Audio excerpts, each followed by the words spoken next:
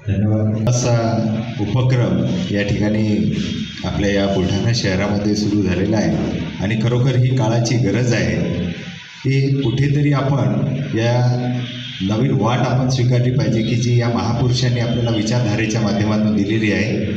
खरंच खूप आनंद आणि अभिमान वाटतो दादा तुमचा आणि तुमच्या सगळ्या टीमचा। या ठिकाणी आदरणीय आयुष्यमान दिवाने साहेब यांना विनंती